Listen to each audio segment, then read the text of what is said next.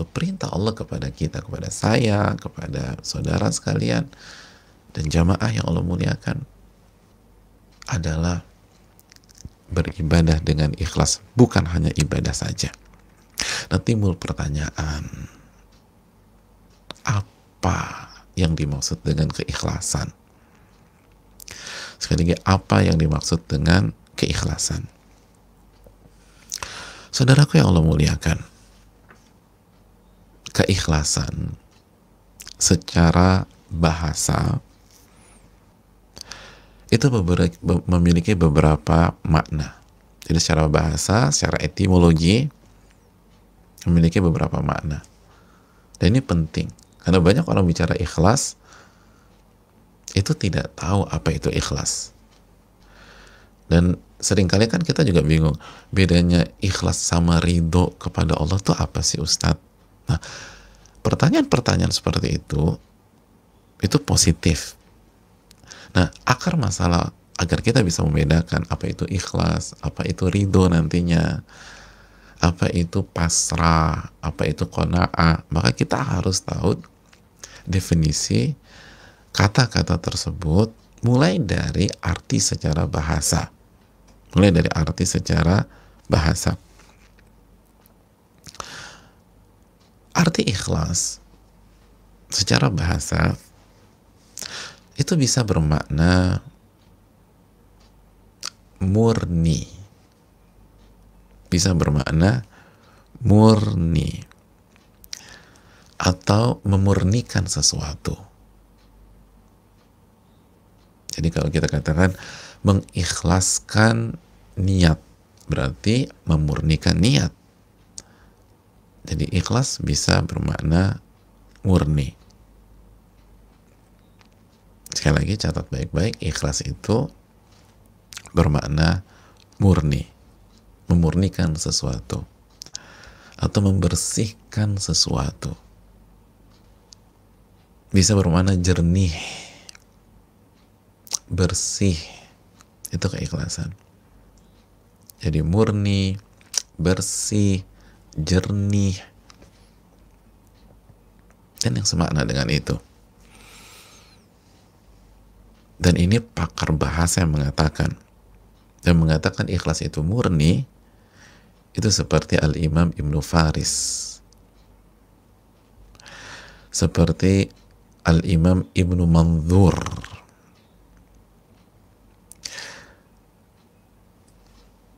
dan mengatakan ikhlas itu jernih seperti Al-Imam Ar-Raghib Al-Asfahani. Dan nama-nama itu nama-nama besar dalam ilmu bahasa Arab. Al-Imam Ibnu Faris, Al-Imam Ibnu Manzur, Al-Imam Ar-Raghib Al-Asfahani. Jadi kalau dengar kata ikhlas, ingatlah keterangan dari mereka. Murni, sebagaimana dikatakan Al-Imam Ibnu Manzur, Al-Imam Ibnu Faris, atau jernih, sofi, seperti yang dikatakan oleh Al-Imam Raghib Al-Asfahani. Hadirin yang Allah muliakan, di antara dalil tentang makna secara bahasa ini adalah kita bisa buka firman Allah Subhanahu wa ta'ala dalam surat An-Nahl ayat 66. Kita buka An-Nahl ayat 66. Hadirin yang Allah muliakan, dalam surat An-Nahl ayat 66 Allah berfirman, wa inna lakum fil an'ami la'ibrah. Sesungguhnya di dalam penciptaan hewan-hewan ternak itu ada pelajaran bagi kalian. Ada pelajaran bagi kalian.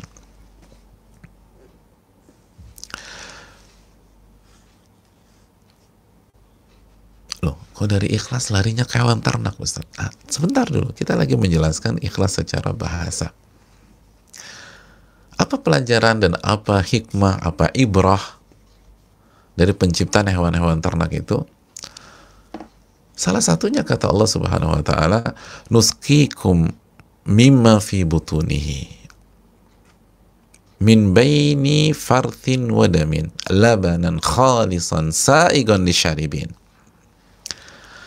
Kami memberi minum kepada kalian dari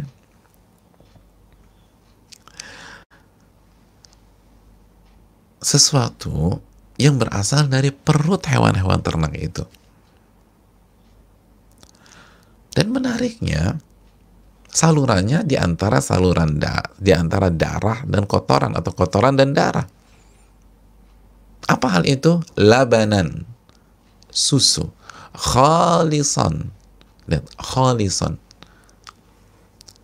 yang ikhlas. Kalau kita pakai terjemahan letterlock, susu yang ikhlas, sa'igon lisyaribin, yang higienis dan layak diminum oleh orang-orang yang ingin meminumnya. Susu yang ikhlas. Apa maksud susu yang ikhlas? Susu murni. Karena ikhlas dalam ayat ini bermakna secara bahasa, secara etimologi. Jadi ini pelajaran besar loh buat kita. Itu susu yang berada di perut hewan ternak tersebut, itu berada di antara kotoran, saluran kotoran dan darah. Tapi nggak bercampur, walaupun sangat rentan, sangat deket banget jaraknya, sangat deket banget jaraknya. Tapi bisa keluar ke kita, itu benar-benar masih murni, masih murni, sehingga higienis dan layak untuk diminum oleh orang yang ingin minum susu tersebut. Jadi arti ikhlas secara bahasa adalah murni, jernih, bersih. Sebagaimana surat An-Nahl ayat 66. Saudaraku yang Allah muliakan, setelah kita memahami apa makna ikhlas secara bahasa, dan kita langsung dengar dari pakar-pakar bahasanya langsung seperti Ibnu Mandzur, Ibnu Faris, mari kita melangkah. Lalu apa makna ikhlas secara istilah, secara terminologi? Dan sekilas info buat kita semua, saat kita membicarakan kata apapun, itu biasanya ada hubungan dan korelasi antara makna secara bahasa dan makna secara istilah. Dan ini bukan hanya bicara tentang kata-kata dalam bahasa Arab atau dalam bahasa agama kita, dalam bidang manapun biasanya ada korelasi antara secara bahasa dan secara istilah, secara etimologi dan secara terminologi. Makanya dibahasnya dari sisi bahasa dulu, karena sangat membantu memahami apa maksud dari kata ini dalam bidang tersebut. Nah, begitu juga setelah kita paham, oh ikhlas itu artinya murni ya, ikhlas itu artinya jernih, bersih, dan langsung dari pakar-pakarnya yang menyatakan. Maka mari kita sejenak membahas apa arti secara istilah. Ketika ulama kita bilang kita harus ikhlas, apa sih arti ikhlas tuh? Kita harus, mas, sholat harus ikhlas. Iya, tapi aku nggak tahu apa tuh arti ikhlas. Kalau umroh harus ikhlas. Terima kasih mas, tapi apa arti ikhlas? Kalau mau sedekah, bagus, tapi harus ikhlas. Aduh, aku senang banget dinasihatin, tapi masalahnya apa arti ikhlas? Nah, kalau kita lihat keterangan para ulama, maka akan banyak definisi yang kita dapatkan. Akan ada banyak redaksi definisi yang kita peroleh. Oleh karena itu pada kesempatan kali kita nggak akan bahas semuanya. Ini sampai minggu depan juga nggak selesai kalau kita bahas satu persatu. Kita ambil beberapa contoh definisi dari para ulama yang dinilai oleh para pakar memaparkan ikhlas secara komprehensif, secara menyeluruh. Atau kalau dalam istilahnya jami' mani' gitu loh, komplit dan tidak ada celah untuk ruang untuk dikritik gitu loh. Jadi udah komplit lah. Di antaranya yang disampaikan Al-Imam Al-Izz bin Abdissalam dalam kitabnya Qawaidul Ahkam. Sekilas info, Al-Izz bin Abdissalam adalah seorang ulama Syafi'iyah besar dan luar biasa. Jadi salah satu ulama mazhab Syafi'i. Beliau mengatakan ikhlas itu an yaqsid bi ta'atihi wajah Allah wa la yuridu biha siwah. Ikhlas itu adalah ketika seseorang dalam atau pada saat mengerjakan ketaatan itu mencari wajah Allah, menginginkan wajah Allah dan tidak menginginkan selain Allah. Jadi pada saat mengerjakan ketaatan itu menginginkan wajah Allah dan tidak menginginkan selain Allah Subhanahu wa ta'ala. Itu yang disampaikan Al-Imam Al-Izz bin Abdissalam.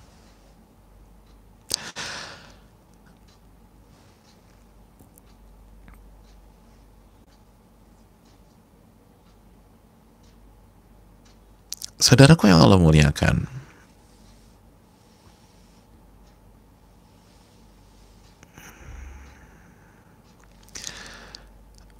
ada definisi menarik juga dari Syekhul Islam Al-Imam Ahmad bin Abdul Halim. Beliau menyatakan ikhlas itu khuluwul qalbi mimma siwallah wa sukunuhu ilallah.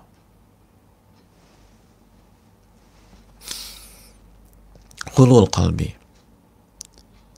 hati itu steril dari selain Allah Subhanahu wa ta'ala.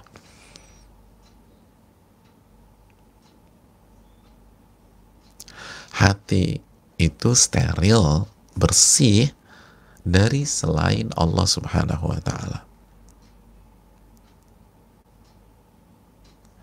Wa sukunuhu ilallah, karena ia begitu tenang menuju kepada Allah Subhanahu wa ta'ala. Jadi hati itu udah nyaman banget sama Allah, menuju kepada Allah, mengharapkan wajah Allah, sehingga steril dari selain Allah Subhanahu wa ta'ala. Jadi hati itu steril. Hati itu nggak mengharapkan ke A, ke B, ke C, ke D, dan seterusnya. Sebuah definisi yang sangat menarik dari beliau.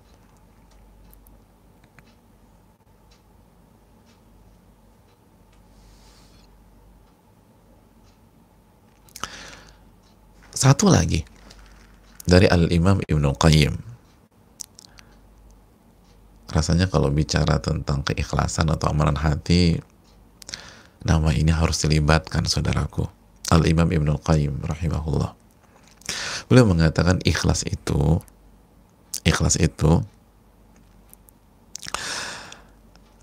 adalah qasdul ma'bud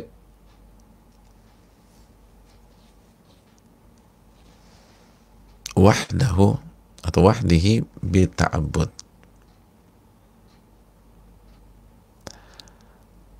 Qasdul ma'budi wahdihi bita'abbud,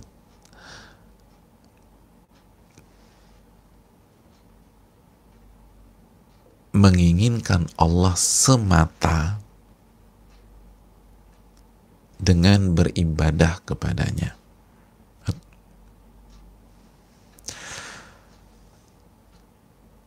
Jadi menginginkan Allah semata dengan beribadah kepadanya.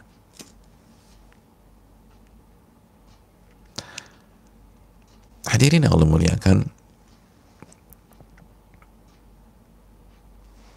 ada 3 definisi yang kita bahas. Yang pertama, Al-Iz bin Abdissalam, an yaqsida bi ta'atihi wajah Allah wa la yuridu biha siwa, yaitu dalam mengerjakan ketaatan kita hanya menginginkan wajah Allah dan kita tidak menginginkan selain Allah. Lalu Syekhul Islam Imam Ahmad bin Abdul Halim, ikhlas itu, hati itu steril dari selain Allah. Kenapa? Karena sudah dan nyaman, tenang, hanya menginginkan Allah Subhanahu wa ta'ala. Itu ikhlas. Dan yang ketiga, Imam Al-Qayyim, menginginkan Allah semata dengan beribadah kepadanya. Oh ya, sebelum kita lanjutkan, tolong dicatat definisi Al-Iz bin Abdissalam, bisa dicek dalam kitab beliau Qawaidul Ahkam. Qawaidul Ahkam. Adapun keterangan Syekhul Islam bisa dicek dalam kitab beliau Al-Istiqamah. Dan keterangan Al-Imam Ibnul Qayyim rahimahullahu ta'ala bisa dicek dalam kitab Madarijus Salikin. Ya. Dan kalau kita perhatikan, 3 definisi tersebut secara umum sama atau mengarah pada substansi yang sama. Perbedaan hanya perbedaan redaksi, perbedaan kata, tapi makna sama.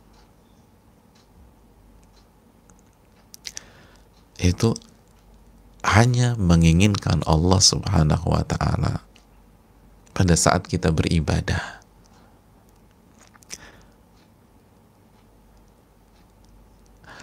Dan ini jelas memiliki korelasi dengan makna secara bahasa murni. Jadi tujuan kita murni karena Allah, murni mencari wajah Allah Subhanahu wa ta'ala, murni. Lalu apa tadi secara bahasanya? Murni, jernih, bersih. Lihat, hati itu steril, bersih, hanya tertuju kepada Allah Subhanahu wa ta'ala. Ini yang tadi kita jelaskan, bahwa ada korelasi antara makna bahasa dan makna istilah. Karena makna secara bahasanya adalah murni, bersih, jernih, maka ketika hati masih mengharapkan pujian makhluk ketika beribadah, itu nggak murni, berarti itu nggak bersih dan nggak jernih, masih ada noda-noda berharap kepada makhluk, noda-noda pujian, noda-noda ambisi dunia. Allah minta murni. Jadi kembali kepada Al-Bayyinah ayat 5, wa ma umiru illa liya'budullaha mukhlishina lahuddin hunafa. Allah menginginkan, memerintahkan kita untuk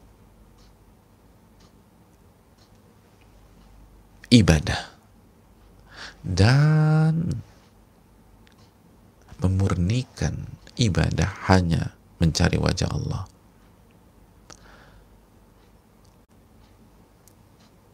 Hanya mencari wajah Allah Subhanahu wa ta'ala. Hanya menginginkan Allah. Ketika kita sholat, kita hanya menginginkan wajah Allah Subhanahu wa ta'ala. Ketika kita berpuasa, kita hanya menginginkan mendapatkan ridho dan wajah Allah Subhanahu wa ta'ala. Pada saat kita berinfak, bersedekah, hanya mencari wajah Allah Subhanahu wa ta'ala. Hati ini steril. Hati ini steril dari mencari wajah-wajah manusia. Makanya setelah mukhlisin al hunafa, nggak ke kanan ke kiri, nggak ke kanan nggak ke kiri. Oleh karena itu para ulama mengatakan orang yang ikhlas itu, saudaraku, la yuhibbu madhal makhluqin wala dhammahum. Sebagaimana disampaikan Al-Imam Baihaqi, atau sebelum itu kita sebutkan keterangan yang lain dulu. Masih disampaikan Imam Baihaqi, al-ikhlas itu nisyanu ru'yatil khalqi bidawamin nazar ilal khaliq. Orang yang ikhlas itu lupa penglihatan makhluk dan manusia. Kenapa? Karena fokus tertuju pada sang khalik, mencari wajah Allah Subhanahu wa ta'ala. Oh, ini menarik sekali, saudaraku. Orang yang ikhlas itu karena fokus kepada Allah, mencari wajah Allah, akhirnya dia lupa pandangan-pandangan orang kepada dia, pandangan-pandangan orang kepada dia. Orang mau puji, mau celah, dia nggak ngeh, dia tidak ngeh, dia nggak sadar karena dia lupa fokus. Gimana sih kalau kita lagi fokus kepada sebuah kerjaan misalnya, atau ke sebuah titik, itu teman kita lagi muji kita nggak sadar, mohon maaf, lu ngomong apa tadi? Jadi nggak dengar gue ngomong dari tadi. Enggak, padahal selama 5 menit dipuji terus sama nih orang. Kegeeran? Enggak. Terharu? Enggak. Berbunga-bunga? Enggak juga. Kenapa? Fokus. Atau sebaliknya, temannya yang ngeritik dia, celak dia, caci maki dia, mohon maaf, bisa diulang tadi kamu ngomong apa ya? Ya Allah, nih orang nggak ada reaksi. Kenapa? Karena fokus mencari wajah Allah Subhanahu wa ta'ala, bukan wajah manusia. Makanya sekali lagi para ulama mengatakan la yuhibbu madhal makhlukin wala dhammahum. Orang ikhlas itu tidak menginginkan pujian dari manusia, dan secara otomatis dia tidak terpengaruh dengan celaan manusia. Kenapa? Karena bukan itu fokusnya, bukan itu tujuannya, bukan itu harapannya. Harapannya dan tujuannya mencari wajah Allah Subhanahu wa ta'ala. Dan itu yang Allah perintahkan dalam surat Al-Bayyinah. Wa ma umiru illa liya'budullaha mukhlishina lahuddin hunafa wa yuqimus salata wa yutuz zakah wa dzalika dinul qayyimah. Itu agama kita. Agama kita itu, agama kita bukan cari panggung dunia.